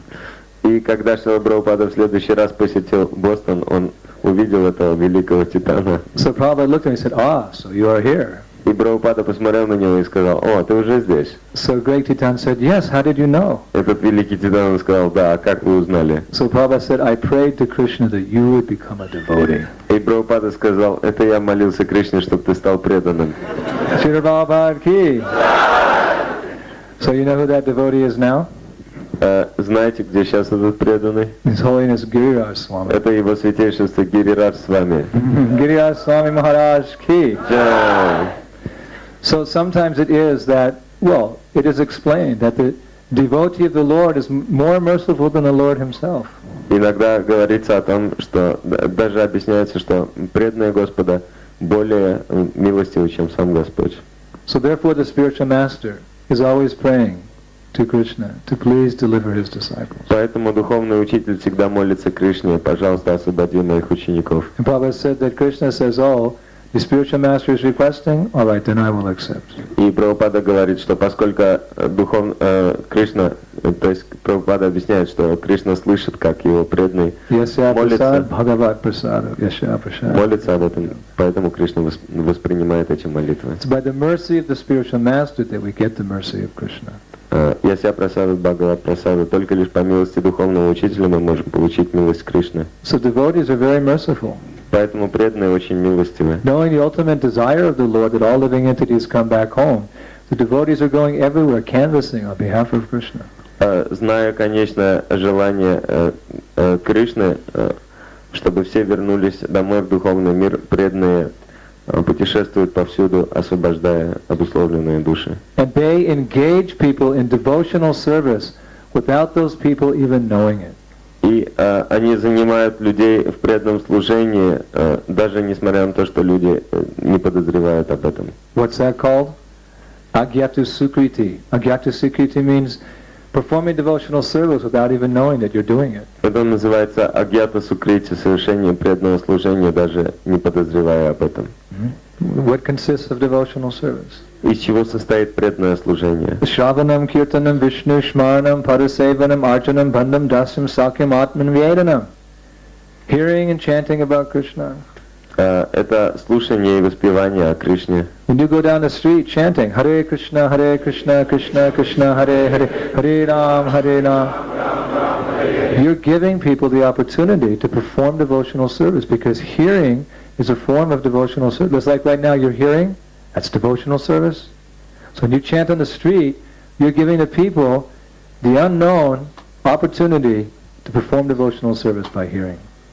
Если вы идете по улице и воспеваете Харе Кришна мантру, вы даете возможность людям, самим того не зная, заниматься преданным служением, потому что слушание — это один из видов преданного служения, как, например, вы тоже сидите и слушаете сейчас, это также преданное служение. Would you give people prasadam on your Food for Life program? Если вы даете людям просадам на программе Food for Life, what do they know? Что они знают об этом? Good food. Это пища. Wow, this is good food. Вкусная пища. Right? But what is it? Mahaprasad Govinde Nama Brahmani Vaishnavi. It's Krishna's prasad.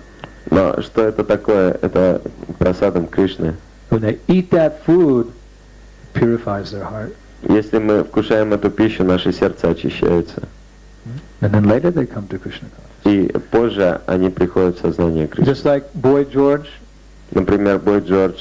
I mean, anyway, he's not the best example. But Конечно, это не лучший пример в любом случае. remember we had the concert here a few years ago when Boy George came? Вы, наверное, помните, что несколько лет назад здесь был концерт, How many of you were at that concert? Бой Джордж. Сколько из вас было на этом концерте? How many of you became devotees because you went to that concert? А кто из вас стал преданным только из-за того, что он посетил этот концерт? Anybody? There you go. Right. Есть кто-нибудь? Bow down, Mr. Hare Rama, Hare Krishna. Right? Склонитесь, мистер Хари Рама, Хари Кришна. So he's doing so much service for Krishna. This song has made so many people chant Hare Krishna. То есть он совершил это служение при помощи этой песенки. Столько людей повторяло Хари Кришна благодаря ему. But he wasn't always interested in Hare Krishna.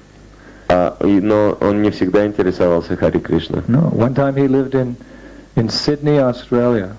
Он жил одно время в Сиднее, в Австралии. And he was a musician. He used to play sometimes on the street corner. Он был музыкантом, иногда он играл где-то на улице музыку. Low-class bars.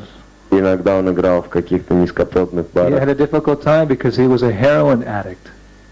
Ему было сложно, потому что он имел пристрастие к героину. He used to steal his money to buy heroin. И он воровал для того, чтобы покупать героин. So he lived on the street. Жил на улице. And one day he heard he couldn't get any money to buy food. He was spending all his money on drugs. He heard that the Hare Krishnas are giving free food at their Food for Life program. И поскольку у него не было денег на пищу, поскольку все его деньги уходили на наркотики, он вдруг услышал, что Хари Кришна кормит бесплатно пищей. So he went every day, and he ate so much prasadam. И он каждый день ходил и съедал столько много просада. Finally he began cleaning himself up a little bit. He stopped heroin. В конце концов он начал очищаться, прекратил принимать героин. Started living more regulated, clean life. Начал жить более регулируемой, более Even his чистой music жизнью. became better. Даже музыка его улучшилась. People began to know him. Люди начали узнавать его. Eventually he became famous. В конце концов он прославился. So when finally he's at the top, right, the top of everything. В конце концов он поднялся на вершину. And he attributes it all to Hare Krishna Prasadam. И все это произошло благодаря Хари Кришна прасадам. He said that prasadam saved his life. Он сказал, что просадом спас его жизнь. So the effect was that he wrote a song, and so many millions of people, Hare Krishna, Hare Rama, da da da da. И в результате этого он написал песенку, которую подпевали все люди и пели Хари Кришна. So the devotees are very kind. Even though one is very, very fallen, devotees intervene and they give people the seed at the beginning of their devotional service. И преданные очень добры, и да, несмотря даже на то, что люди очень являются очень падшими, они все равно дают им каким-то образом семя преданного Just служения. like Ratha Yatra. Как, например, Радха-ятра. You had Ratha Yatra recently? У вас недавно проходила Радха-ятра? Yes? Да? Govinda Maharaj was there. Говинда Махарадж был на ней? Oh, he didn't come. Нет, не приехал. Very bad. Это очень плохо. So, Ratha Yatra said that anyone who looks upon the face of Lord Jagannath, he becomes counted as an eternal associate of the Lord. Говорится, что во время Радха-ятры тот, кто взглянет в лицо Господа Джаганнатхи, он засчитывается как вечный слуга Господа. Does that mean immediately that day he shaves up, comes to the temple, Hare Krishna, Krishna, Jai Radhe, Hare Rama? Значит ли это, что этот человек в тот же день побреется и перейдет жить в храм, повторяя Хари Кришна? No, but seed is there. Нет, но семя уже посажено. In his next lifetime, he gets the opportunity to again perform devotional service. А в следующей жизни он снова получает возможность совершать преданное служение. And in his next lifetime again. И еще в следующей жизни. It may take many lifetimes. Может даже пройти множество жизней. But at least you're going in the right direction. Но, по крайней мере, вы двигаетесь в правильном направлении. So it's all by the mercy of the devotees. Все это происходит по милости преданных. So that's how one can get the seed of devotional service, even if one's heart is full of lust and anger and greed. Это то, как человек получает семя преданного служения, даже несмотря на то, что сердце полно вожделения, зависти и жадности. Any other questions? Есть ли другие вопросы? Yes?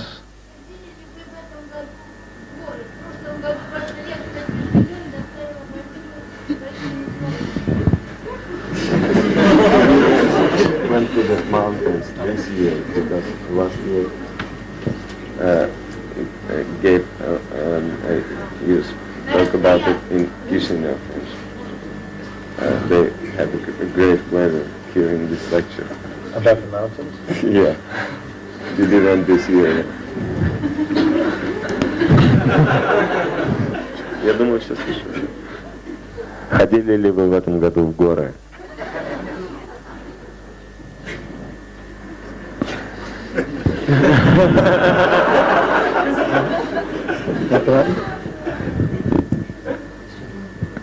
Any other questions? Есть ли другие вопросы?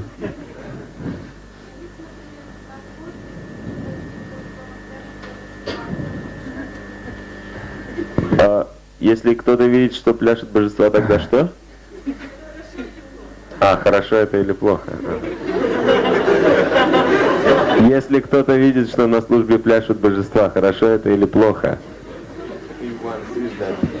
The deities are dancing on the altar. Is it good or bad?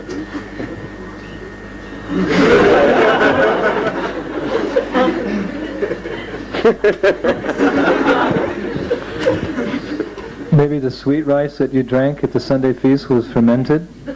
Может быть, это подействовал сладкий рис, который вы приняли на воскресном пиру?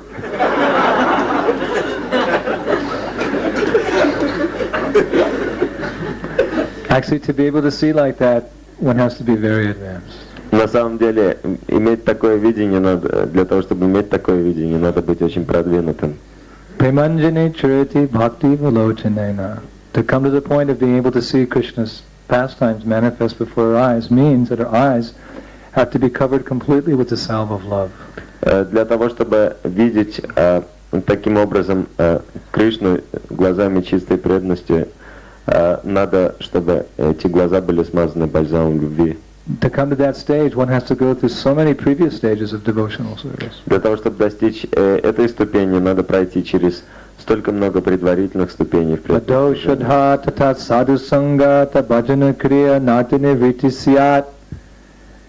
First there's some interest in Krishna consciousness, then we associate with the devotees, then we take up bhajana kriya, the regulative principles.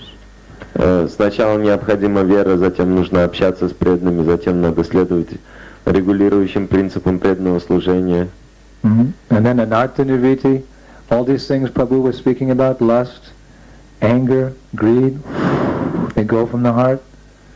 И затем анартха ниврити, все эти вещи, о которых шла речь, о которых упоминал Прабху, они исчезают из сердца. Then one becomes nishta, he becomes steady.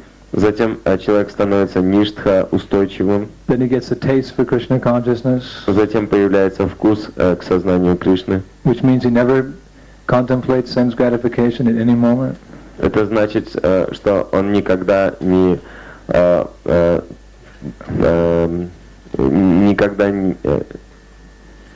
занимается чувственным наслаждением даже на мгновение. And then bhava. Затем приходит бхава. Bhava is a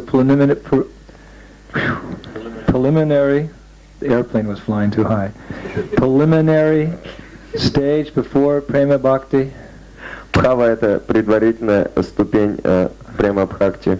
Bhava means that one is beginning to manifest ecstatic symptoms of love of God. Бхава значит, что человек проявляет экстатические признаки любви. Like tears come from the eyes. Например, слезы текут из глаз. The voice is Krishna faltering. Голос прерывается. He falls down on the ground unconscious. Человек падает без сознания на землю. His skin erupts into goosebumps. Кожа покрывается то есть кожа становится гусиной, покрывается пупырышками. Same. Goosebumps. Гусиная кожа. Гусиный кожа.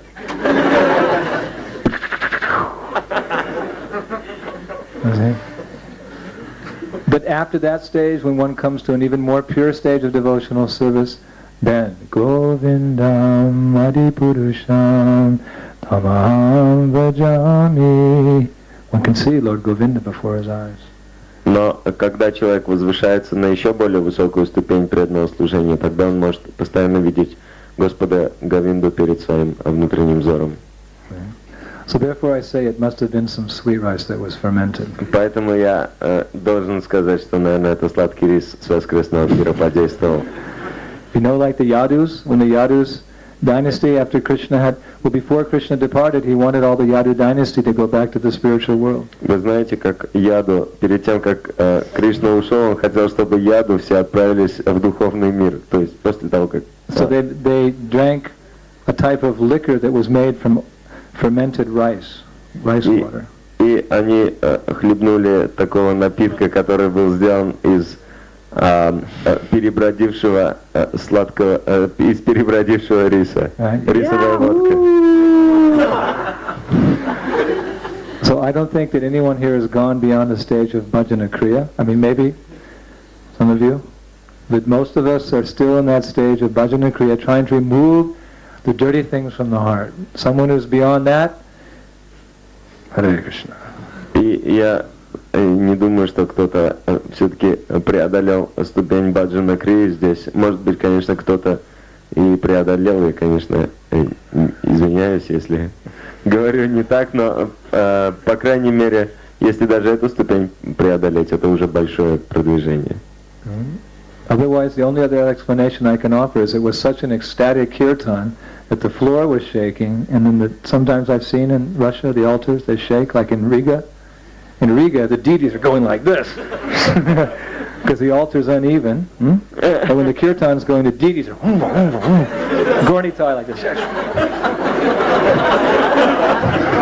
Еще одно объяснение, которое я могу, так сказать, предположить, это то, что алтарь был слегка кривой, и божества подпрыгивали там на алтаре, как в Риге. У них алтарь такой немножко не прямой, и поэтому божества там танцуют очень здорово. На киртане подпрыгивают и трясутся.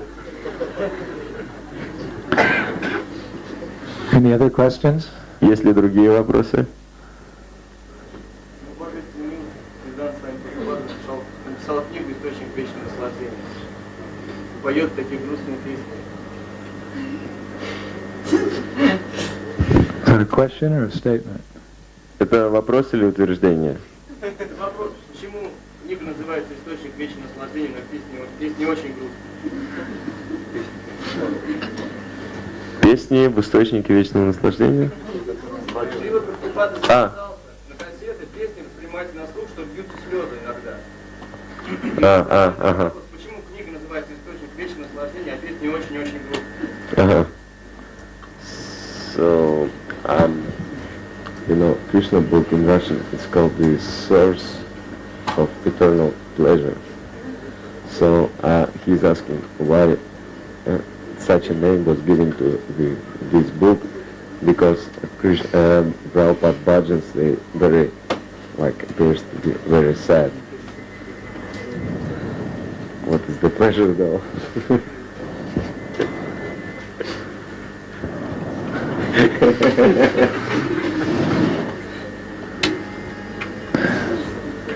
We shouldn't take the so-called sadness of a pure devotee to be like mundane sadness. Мы не должны воспринимать, то есть кажущуюся грусть чистого преданного, как мирскую грусть. One time, there was a photo of Prabhupada. He was sitting very contemplating, thinking like that, and one devotee saw that photograph and said to Prabhupada, "Prabhupada, you look so unhappy there." Prabhupada said, "No, I was in ecstasy." Однажды Шрила Прабхупада сидел с таким задумчивым видом, его сфотографировали, один преданный увидел эту фотографию, и он сказал Шриле Прабхупаде: вот здесь, Шрила Прабхупада, на этой фотографии вы выглядите таким несчастным. Шрила Прабхупада сказал: да нет, я в экстазе был вообще.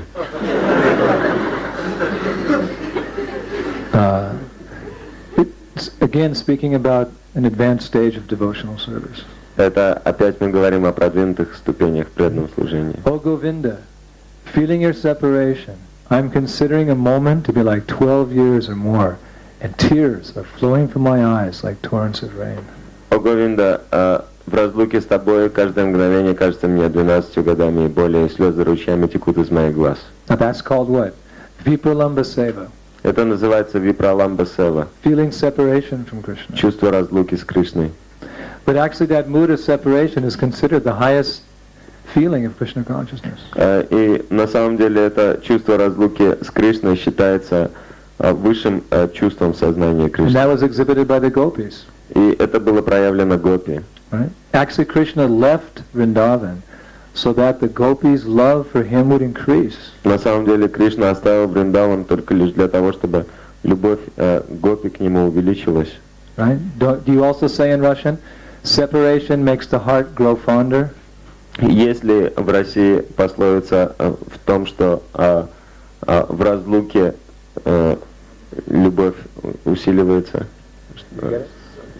When in separation, your heart, your thoughts of that person become much more intense, and you're thinking. То есть в разлуке мысли об этой личности, с которой вы разлучены, становятся более сильными. Just like even myself, I was coming on the plane, and I was thinking of so many devotees here, disciples and friends and devotees, and I was thinking, oh, so nice, I can't wait to meet them. It's been 1 year, can't wait to see them. Например, я летел на самолете в России, и я думал о тех преданных, которые здесь находятся, и я думал, что когда же я с ними увижусь, целый год я их не видел. Right? It was a long time, but as a result of that, so much affection is there, remembering. Это, то есть, прошло долгое время, и из-за этого те воспоминания, эти привязанности, они только увеличились. When you meet someone, there's just one transaction. But when you think of someone, so many things can go through your mind simultaneously. What that person looks like, what they sing like, what they talk like, what they do, how they go.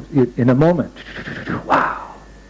Если вы просто встречаете кого-то, это, так сказать, просто действие какое-то, но если вы просто думаете о ком-то, то вы думаете о том, как эти личности выглядят, о чем они говорят, что они делают, то есть очень много вещей. So when Krishna left Vrindavan to go to Mathura, then the gopis are going, do you remember how Krishna killed the Putana witch? Oh, do you remember how he lifted Govardhan Hill? Wait, remember how he killed Srinivarta? Remember how he used to go to the fields? So all these different remembrances and all these emotions, just like this, going through the mind. И когда Кришна оставил Вриндаван, то гопи начали вспоминать. Помнишь, говорить друг другу о том, что помнишь, как Кришна убил Атринаварту, помнишь о том, как Кришна поднял холм Галатхану, помнишь о том, как Кришна убил Путану, то есть они вспоминали об очень многих вещах. So they may be lamenting, but that lamentation brings so much remembrance of Krishna, which is a very exalted state of devotional service. So you can't think that that is mundane sadness. It's transcendental. Может быть, они и скорбели, но это было все в рамках преданного служения, поэтому это не была мирская грусть, это все было на трансцендентном уровне. Or it may just simply be that the devotee is very seriously contemplating how to preach Krishna consciousness. Единственное, sometimes a devotee may be very sober, thinking how to spread Krishna consciousness.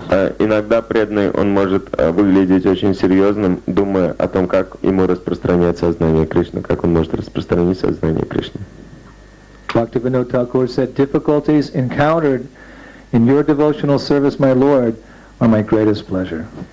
Бхактивинод Тхакур говорил, что трудности и препятствия в преданном служении, о мой Господь, доставляют мне величайшее наслаждение. So devotional service doesn't mean we're always jolly.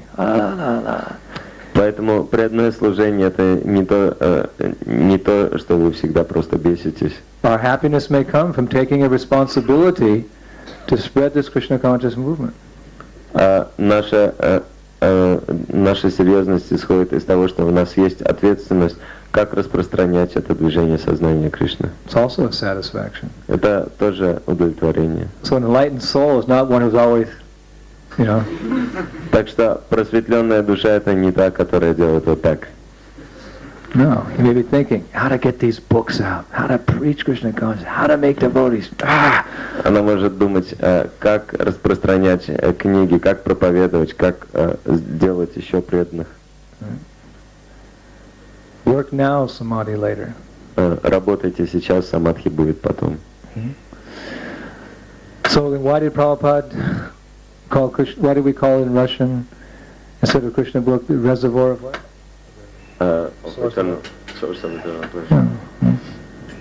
Because Krishna is the reservoir of all pleasure. То есть эта книга названа так, потому что Кришна является источником, резервуаром всего наслаждения. Generally, people think of God as an old man holding up the earth. Oh, it's getting heavy in my old age. Обычно люди думают, что Бог это такой старик, который там удерживает на своих плечах землю и думает, как же я состарился. God's pastime is his eternal enjoyment with his devotees. Игры Господа это его вечное наслаждение с его преданными. He's more than the creator. He can create in one moment. He can just think, create and create. Everything's there. Он может создавать за одно мгновение, то есть он может только подумать и все создается. Most of the time he's with his devotees, and he's always with his devotees in the spiritual world. Большую часть времени он со своими преданными в духовном мире. Он всегда со своими преданными в духовном мире. So to give people this understanding of God, we say that he's the reservoir of all pleasure. Ну и для того, чтобы дать людям это понимание о Боге, мы можем сказать, что он является источником всего. Not that he works 6 days and rests 1 day. Это не так, что он работает 6 дней и 1 день недели отдыхает. What kind of God is that? Это что за Бог такой? He works for 6 days and on Sundays. Он 6 дней работает, но 7-й день храпит. I mean, God, he can, enjoy 7 days of the week, and out of 1 second, he can just think, create the cosmic manifestation. It's there. In 1 second, 1 millisecond out of 7 days, he can just say, create it. It's there. He doesn't have to work 6 days and sleep the 7th. То есть Бог это тот, кто в 1 секунду из этих 7 дней, даже в 1 миллисекунду из этих 7 дней он может просто подумать о творении, и творение возникнет. Ему не надо 6 дней трудиться и на 7-й отсыпаться. Just like one of Prabhupada's godbrothers. Как один из братьев Боги Шрилы Прабхупады, He was a German man. Он был немцем. And he went to India to look for God. Он отправился в Индию, чтобы найти Бога in the 1930s.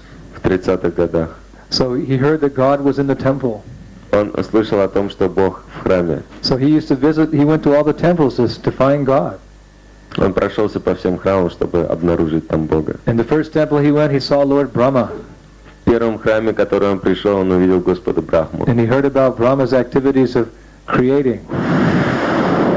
Он услышал о том, как Брахма творит. Then he went to the temple of Vivishwan, Затем он отправился в храм Вивасвана. working to make light and heat.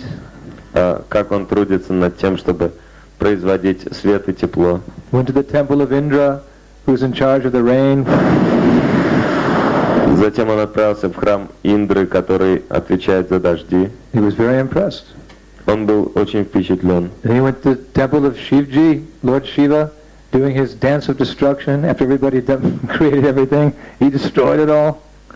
А потом он отправился в храм Господа Шивы, который танцует танец разрушения. После того, как все сотворят, он все ломает. So he couldn't figure out which one was the supreme God. Он никак не мог понять, кто же Всевышний. Then he went to a temple of Radha and Krishna. Но потом он отправился в храм Радхи и Кришны. And they were just dancing. А они просто там танцевали. I mean, in the pose of dancing, Я имею в виду, что они были в такой позе Enjoying. танца, наслаждения, inviting all the conditioned souls to come back to the spiritual world. приглашая все обусловленные души вернуться в духовный мир. Right? This must be God. И он подумал, что это должно быть Бог. He's simply enjoying. Он просто наслаждается. Everyone else has to work. А всем приходится трудиться. So eventually he came in contact with Bhaktisiddhanta Saraswati. He became initiated. Sadananda Das, a German man. He was one of, I think Bhaktisiddhanta Saraswati had 2 or 3 Western disciples. And this was one of them. То есть, и в конечном итоге он пришел в контакт с Бхактисиддхантой Сарасвати, он получил инициацию от него. Его имя было Садананда Дас, то есть у Бхактисиддханты Сарасвати было 2 или 3 учеников с Запада. Это был один из них. One more question. Хорошо, Yes. еще один вопрос. In Islam, during interreligious dialogue, we tell people of other faiths that Krishna is another name of God, like Yahweh and Jehovah. Then I don't understand why wouldn't they want to do more research on when Krishna discovers and divulges that Krishna is actually the personality of God? Why don't they accept this as the Messiah or as the Father of Jesus? Why don't they accept? Yeah, other than Krishna reveals himself as God. Why don't the other religious traditions accept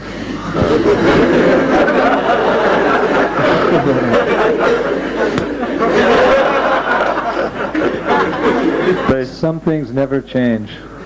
ну, что-то не меняется никогда. After 1 year, he's still the same Uttama Shloka. Через год это тот же самый Уттама Шлока.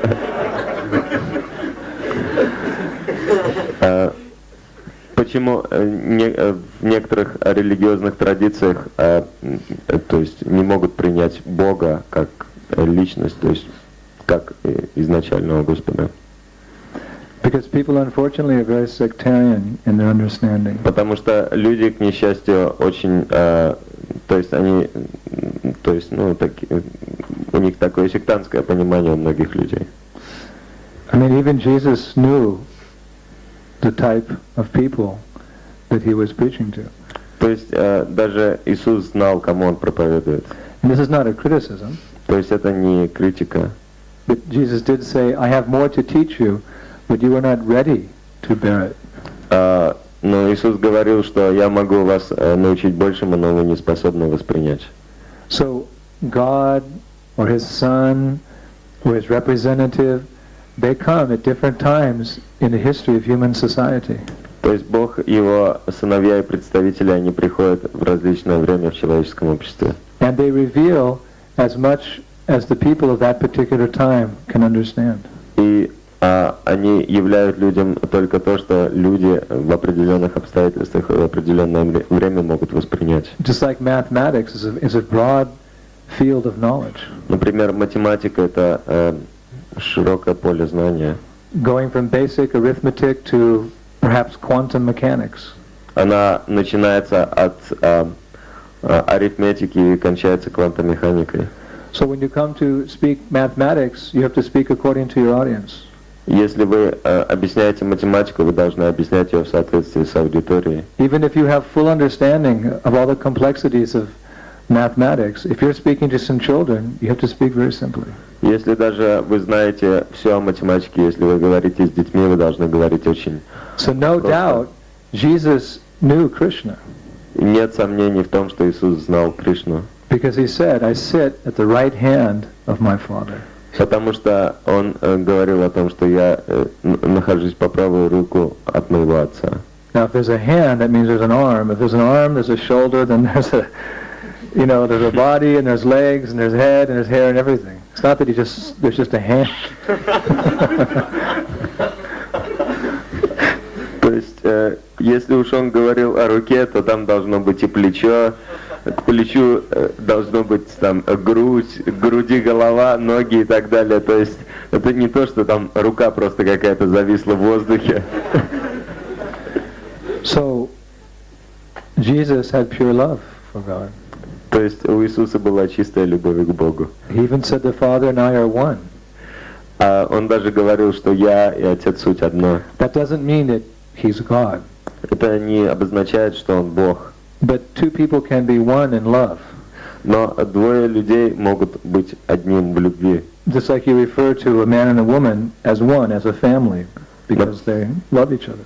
Например, мы можем говорить о мужчине и женщине как об одном целом, как о семье, потому что они любят друг друга. Jesus had perfect love, therefore he could understand what is Krishna. У Иисуса была чистая любовь, поэтому он мог понять, кто такой Кришна. But he didn't reveal that knowledge to the people of that time because they're not ready to appreciate it. Even what little he gave them, they hardly appreciated it. Но он не являл людям полное знание в то время, потому что они не могли оценить это, даже то немногое, что он явил им, они могли с трудом оценить. Even some of his own disciples turned against him. Даже некоторые из его учеников были настроены против него. Or argued over what he said. Или же они спорили с тем, что он говорил. It's like Peter and Paul. They have a completely different presentation on some of the theological points of Christianity.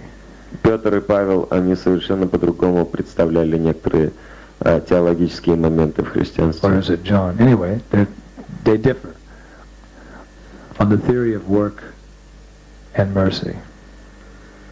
On the Theory. Yes.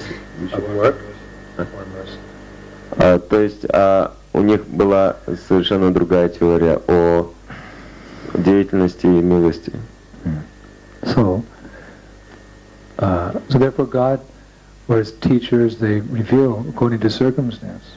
То есть Бог учит в соответствии с обстоятельствами. So therefore, as there were people of that mentality then, 2,000 years ago, there are still people of the same mentality now, 1994. И если уж были люди такого умонастроения тогда, что уж говорить о людях нынешнего дня, 1994 года, если даже 2000 лет назад были такие люди. But those who are most fortunate, they will accept Krishna as the Supreme Personality of Godhead. Но те, кто наиболее удачливы, они будут принимать Кришну как Верховную Личность Бога. Maybe not immediately, but by the very lucid and very clear explanation of Krishna's pure devotee, Srila Prabhupada, by hearing Prabhupada's explanation, they can come to accept Krishna as the personality of God. Может быть, это не произойдет сразу, но благодаря очень ясному и четкому объяснению чистого преданного Кришны, такого как Шрилы Прабхупады, они могут прийти к пониманию, что такое сознание Кришны. Just like none of you would ever imagine that you would be worshiping God as a blue cowherd boy.